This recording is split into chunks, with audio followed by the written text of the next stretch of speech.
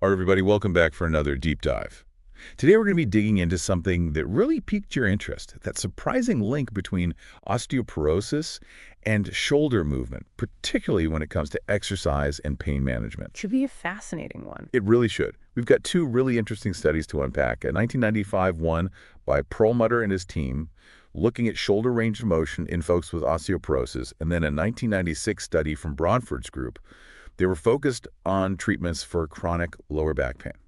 So, ready to jump in? Let's do it. Okay, so the Perlmutter study, right off the bat, it reveals something pretty wild. Osteoporosis, it can actually mess with how well you can move your shoulders. I mean, crazy, right? It is, and it's easy to fall into that trap of thinking osteoporosis, it's just bones, right? Mm-hmm. But this study, it throws that idea right out the window. It's anything but that simple. Totally. So, walk us through this. How are these two things even connected? Well, the interesting thing is it's not a direct connection. It's more like this domino effect. See, osteoporosis, a lot of times it leads to that forward hunch in the upper back. You know what I'm talking about? Kyphosis. Yeah, I can picture it. Right. So that change in your posture, that kyphosis, it throws off the whole balance in your shoulders. Think of it literally like dominoes. Okay, I'm picturing dominoes toppling over now. Keep going. That posture change from the kyphosis, it can actually make the space in your shoulder joint smaller, like it's cramping their style. And obviously, when your shoulder joint is all squished for space, trying to lift your arms, well, it's going to be way harder. It all boils down to simple biomechanics. So it's not just about the bones themselves weakening, it's this whole chain reaction, this domino effect that osteoporosis kicks off by messing with your posture, and then bam, it hits your shoulders. Exactly. And that's where the exercise piece comes in. Perlmutter's team, they were curious about this, so they put two different workout routines to the test. One was all about those classic back extension exercises, you know, the ones where you're basically pretending to be a bird taking off. Oh yeah, I can practically feel my back cracking just thinking about it. Ha. Right. And then the second routine, they combine those back exercises with moves designed to strengthen and stretch the muscles around your shoulder blades, the scapula. Gotcha. So one routine just for the back, the other was like a 2-for-1, hitting both the back and the shoulders. Exactly. And here's the kicker. When they looked at the results, something really interesting popped up. Both groups actually saw improvement in how far they could lift their arms forward. That movement is called shoulder flexion. Just so everyone's on the same page, shoulder flexion is that motion of bringing your arm up from your side towards the front of your body. So even the folks just doing the back exercises, no direct shoulder work, they were still seeing benefits in their shoulders range of motion. Yep. Which leads us to a pretty important conclusion. Even if you're not directly targeting the shoulder, those back exercises, they can have these kind of sneaky but definitely positive effects on how well your shoulder moves. Really goes to show you how connected everything in the body is, wouldn't you say? It's pretty amazing, isn't it? Like we tend to think, oh, shoulder problem. Must be something wrong with just my shoulder. But this study is a prime example of how it's rarely that straightforward. But before we get too far down that rabbit hole of interconnectedness, there's something important we got to acknowledge. This particular study, it was only done on women who had osteoporosis. Good point. Which begs the question, would these same results apply to men or folks who don't have osteoporosis? It's a limitation worth keeping in mind as we continue to explore all these cool connections. For sure. And that's where that critical thinking comes in, right? Mm-hmm. Every study has its limitations, and understanding those is super important for applying what we learn to a wider range of people. And it highlights where more research is needed, right? Maybe future studies could focus on men or different groups to see if these results hold true across the board. Always more to uncover. It's all about asking what if and digging a little deeper.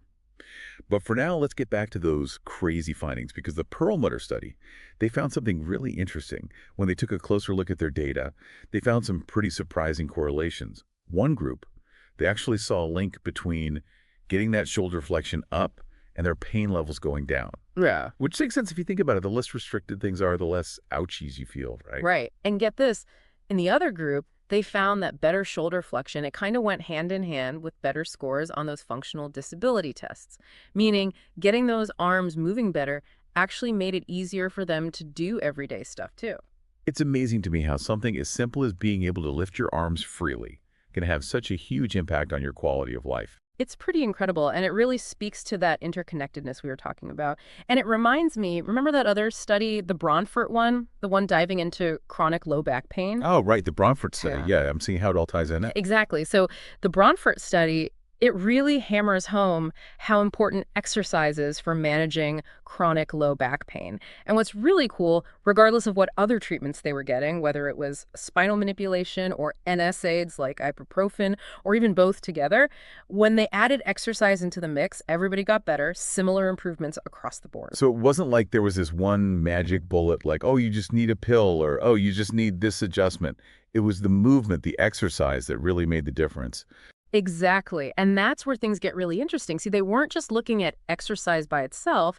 They actually tested out different combos of treatments. Some people got spinal manipulation, others got NSAIDs, and some got both on top of the exercise part. So they were really trying to get the full picture, you know? Right, so they're trying to see how all these different approaches work together rather than just focusing on one thing in isolation.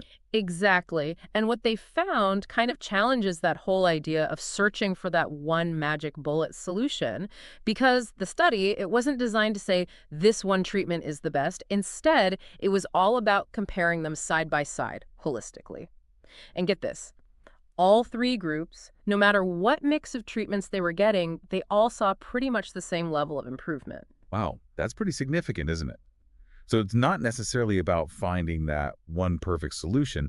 It's more about understanding how different approaches, when they're combined, can create this like synergistic effect. Exactly. And that opens up a whole can of worms. You know, it's like, what if certain people respond better to spinal manipulation while others, they find more relief from NSAIDs? Or maybe there are specific types of exercises that work even better when you pair them with a specific treatment. It's like the possibilities, they just explode.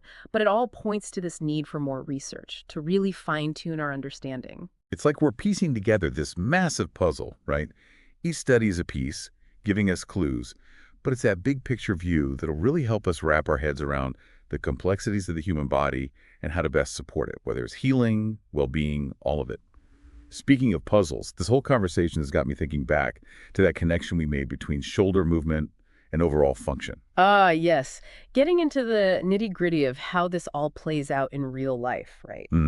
Because it's one thing to grasp the science, but it's a whole other ball game to connect the dots and see how it impacts our day-to-day. Totally. Like we talked about reaching for that coffee mug or even just sitting comfortably, but I'm sure it goes way beyond that. What other, like, sneaky everyday tasks could be affected by limited shoulder movement that we're not even thinking about?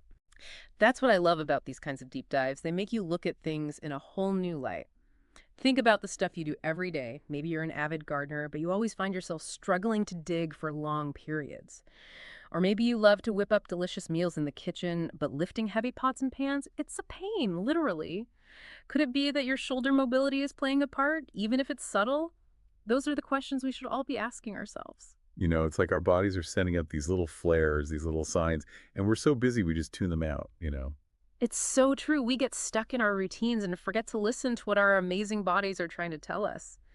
It's about paying attention to those subtle hints and realizing that when something's off in one area, like our shoulders in this case, it can create a ripple effect, impacting other parts of our lives, even the things we're passionate about. Absolutely. It's a good reminder that we're not just a collection of separate parts. We're these interconnected systems, everything working together. So it's not just about slapping a Band-Aid on the symptoms. It's about addressing the whole shebang, the whole person. And speaking of addressing the whole person, let's take a minute to revisit some of the really cool stuff we've talked about today. We started by diving into this unexpected link between osteoporosis and shoulder movement. Right, and that connection really makes you rethink what osteoporosis even is. It highlights how important it is to look beyond just the bones themselves. Totally. Because it's easy to get stuck thinking osteoporosis, that's a bone density problem in the story. Yeah. But the Perlmutter study shows us there's a whole other layer to it. It's about how those changes in our skeletons can set off this chain reaction, impacting our posture and how we move in other areas, like our shoulders. And that's where exercise comes in, right? Both the Perlmutter study and the Bronfort one, they really highlight just how powerful moving our bodies can be for our overall well-being, whether it's managing pain or just being able to move through our day-to-day with more ease. It's like they say, motion is lotion. But it's even bigger than that. It's about recognizing that our whole musculoskeletal system is connected, and when we target one area, it can have these incredible ripple effects on others. Couldn't have said it better myself. It's like this aha moment where you realize your body isn't just a bunch of separate compartments. Helping your back pain might actually loosen up your shoulders, or the other way around. It's all related. It's true. And we can't forget about those little nuggets of wisdom from the Bronfort study about how different treatment approaches, things like spinal manipulation or NSAIs, they all have a role to play. It really underscores that there's no one-size-fits-all solution when it comes to this stuff. It's about finding what works best for each person, which often means trying different combinations until you hit that sweet spot. Absolutely. And that's what makes this whole journey of understanding the human body so incredibly fascinating. It's this constant exploration, this ever-evolving quest to figure out how to feel our best. But I want to leave you with something to chew on, a final thought-provoking question to ponder. So we've spent this whole episode talking about interconnectedness, right?